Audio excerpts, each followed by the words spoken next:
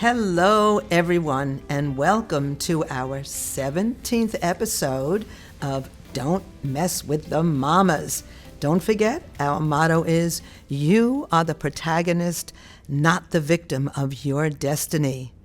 Today, we're going to be talking about a hot topic that's in the news all the time called To College or Not. But before I go, this morning I had to take a quick trip to the hospital to get some blood work done, and the phlebotomist was telling me about her grandmother, and she said, could you give a shout out to her grandmother? So, hello, Grandma, she calls her Grandma, Georgia. Okay, just had to do that. Okay, I promised.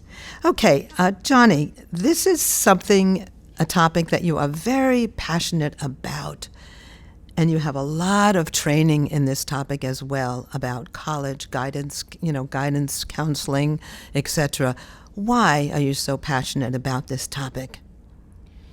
I think, Arlaana, if you recall, that I am a descendant of Mitchellville.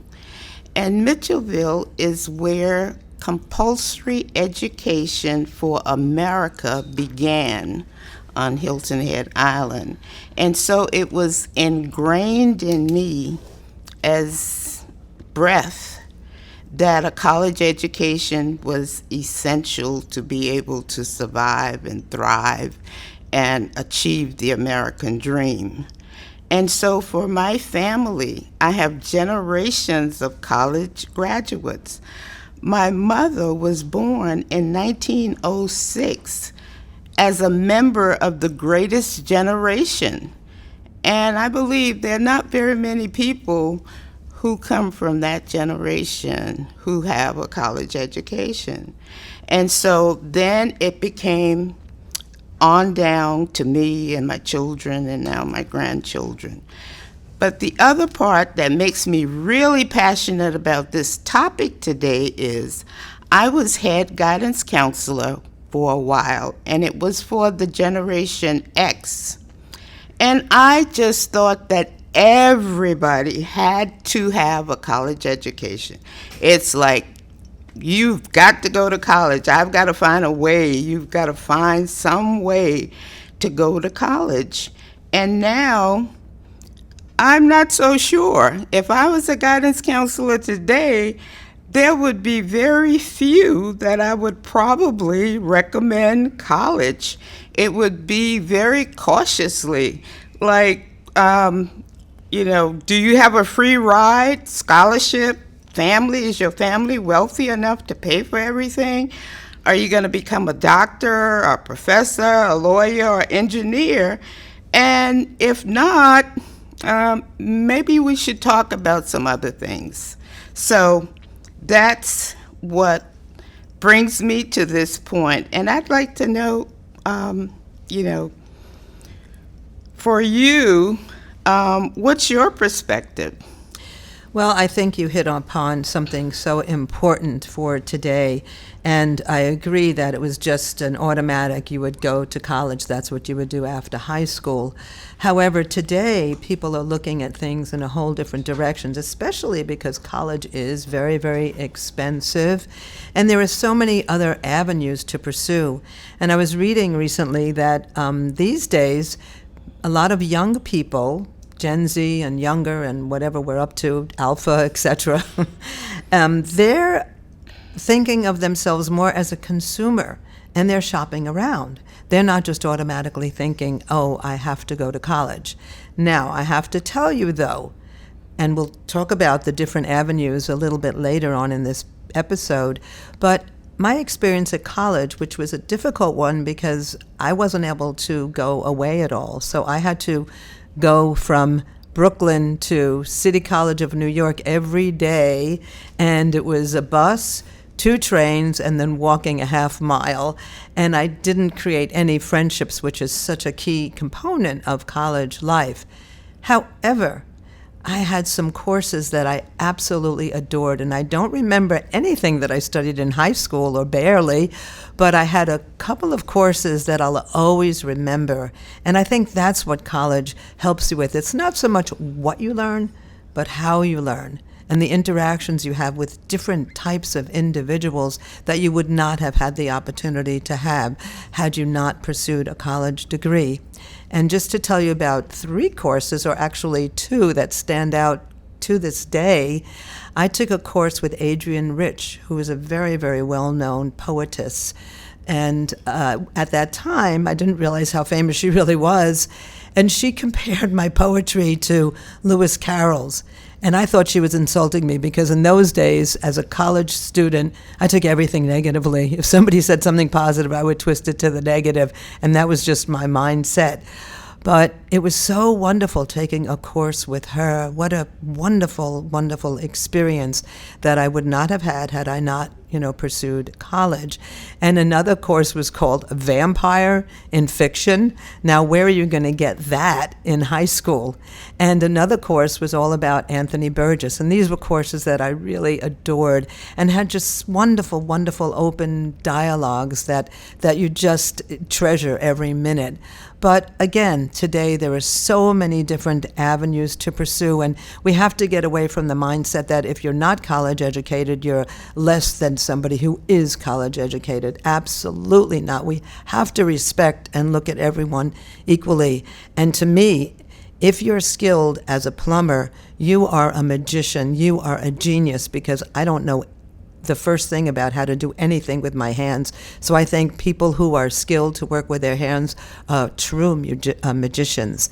But what about you? Let's talk about other avenues that you were looking at as well, Johnnie. Okay, I will start, I think, with something that might give everybody a chuckle. It does me when I say it or think about it. But of course, the first option today that we didn't have during our generation or my children's is YouTube University. Yes. You can learn how to do almost anything and everything. YouTube has it. And any question you have, I would always say, Mr. Google knows the answer. My grandson, he's a feminist. He corrected me and said, why do you say Mr.? So I say, Miss Google knows everything. Okay. So today, it's a whole different world. And but the other realistic options, I guess, is still military. Yes. I would think that people who really not sure of what they want to do, the family doesn't have the financial wherewithal or the guidance to direct them, that's an opportunity to go into the military, to become a grown-up, an adult, and to mature and to see the world. And if they opt for college or, as you said, decide they want to be a plumber, to go to another type of school. So technical schools, and I'm not even sure what's the common word for those schools anymore, but I'm thinking technical schools, used to be called trade schools. Yes. Community college. Yes. Where a business school, back in the day, they used to be called that. So whatever they're called, they are at home. You can stay at home with the family and still get what you need in terms of a career to have a wonderful life. And entrepreneurship. Some people come right out and already know what kind of business they want to do. I think on YouTube or one of those media sites, there's like an 8-year-old girl who has her own farm. So it's, entrepreneurship can happen right after high school. And then there's entertainment. A lot of the stars and the most famous singers, Jay-Z, I don't think ever went to college. I don't think Beyonce finished high school. So, entertainment, professional sport. And that was another thing that was tragic to me for the students who I was giving guidance to, and they hadn't done very well in school and hadn't taken off. But whenever you asked them, they would say, professional football player, or do you play football? Are you on the team? No. Well, so I'm not sure if there's still, these kinds of answers, if guidance counselors are running into those students who have this dream that they're going to be like, a LeBron James. Correct me, I think he did finish high school, but I know he didn't go to college.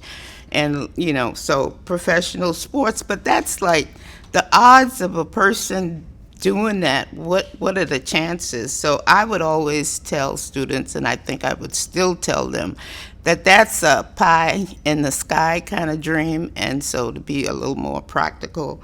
But influencers now, I understand that they are it. In fact, I would love to become one of those.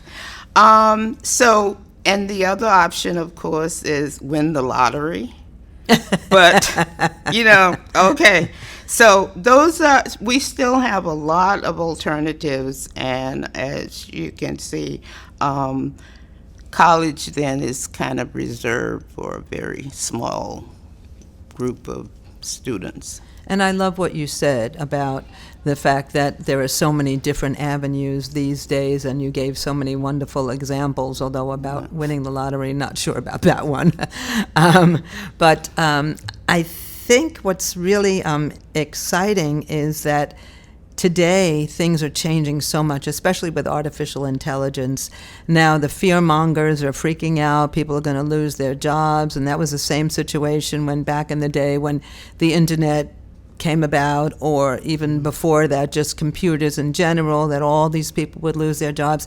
It's just we're going to have to adapt to a new reality, and that's a very exciting reality, but we have to become more adaptive as individuals. And I know when I started the school in New York, I always had this vision that the structure of learning was so, I don't know, formulaic, and I always thought, well, why don't the students have projects, and then all the teachers of the different disciplines come into the same room and help these students with the different projects, and more reality. And I think today in the work world, everything is project based. Whatever it is you're doing, what we're doing right now is project based. So I think more experiential learning, and I think the future is going to help us with that more than anything. What do you think? What do you think the future is going to look like? Any idea? That is such an incredible question. Can you imagine? I can imagine, my parents from the greatest generation, they wouldn't have been able to even think or fantasize about kind of life we are living. My mother hitchhiking from Hilton Head to Savannah to get a college degree, and now she would have been able to get it in a room on the computer. A lot of people go to college now on the internet, so it's hard to even fathom what the future generation is. But from what I can see right now, I know AI is changing the future. And if you let me tell a personal story. Absolutely.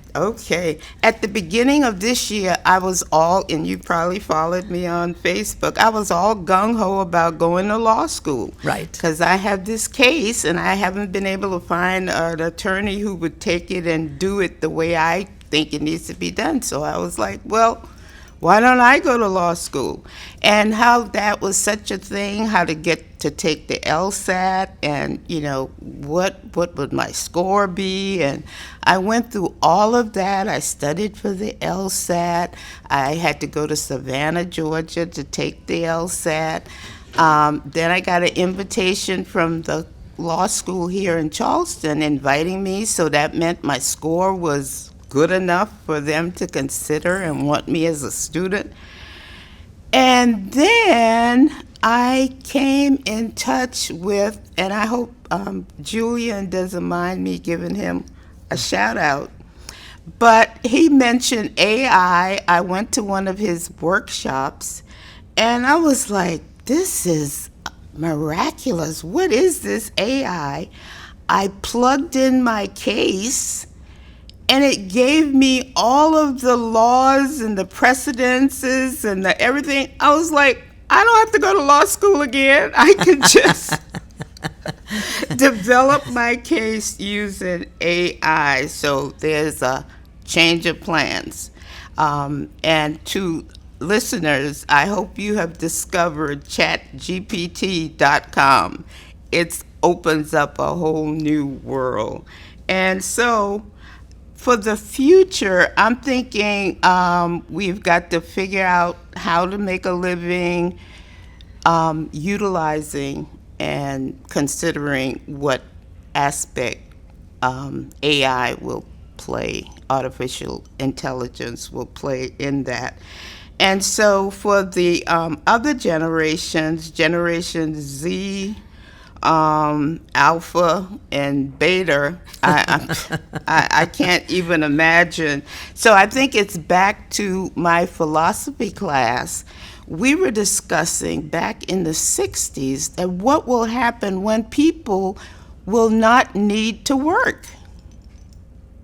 How will our society decide that you should still be entitled to a wonderful life even though AI is doing all of the work or the extension of that? So anyway, what do you think? I just think that the future is chilling and thrilling.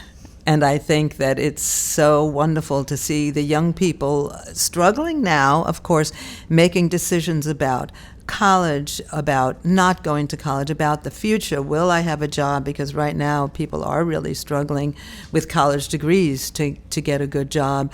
So even though it's a difficult period, I think that when we come out of the difficult period, I think that we're going to see a thrilling new beginning in so many different ways. And we're so excited because today, our next episode, we're going to be interviewing a Gen Z who just recently graduated college in 2023, and she'll give us the real deal of what's going on today and give us a lot of different viewpoints that she has. So I think to wrap it up, yeah, Johnnie? Yes. Okay. The only thing I can think of is just enjoy the ride. Enjoy the ride. I love it. Enjoy the ride, because you are the protagonist, not the victim of your destiny. Okay, so today we covered a few key points. One, Johnnie reminded us about her experience from Mitchellville, and where her whole family, generations of family, pursued college degrees. But then later on in life as a guidance counselor, even though she encouraged everyone to go to college, it would be a different story today. And to respect the choices that people make, not think that if you're this or that, if you work with your hands, your mind, however you work, that one is less than the other. What a terrible kind of mentality that we've developed overall as a society. And be open to pursue different things. As Johnnie said, Mr. or Ms. or non-binary, Google University, because you can learn so much today. And Johnnie originally was going to go to law school, and then she realized that she could learn so much from AI, and I know that people are just having a bang-up time with artificial intelligence. So I think that pretty much those are the key points that we discussed, but remember, enjoy the ride. It may be difficult now, but we'll come out of it so much better. We've always had when we look back, historically. So to end with our encouraging words, which we always do, only a human being can foster another human being. It takes a person of genuine humanity to raise a person of genuine humanity. For teachers, of course, but also for every one of you, earnestly striving to foster people is the noblest path you can undertake in this life, one that has lasting value. So once again, we are Don't Mess with the Mommas, MOMMAS. And you can Google us, and you'll find us on Spotify, YouTube, even on TikTok now. and Amazon Music and Apple Music, lots of different places you can find us now. But make sure you spell Mommas, Mommas, and we would love to hear from you. Please send us a Gmail at Mommas, Mommas .podcast@gmail.com. And here, for Johnnie and Arlaana, we are signing off, and we just think you are the best listeners in the universe. You're the best people in the universe. Bye-bye for now. Bye. Bye-bye.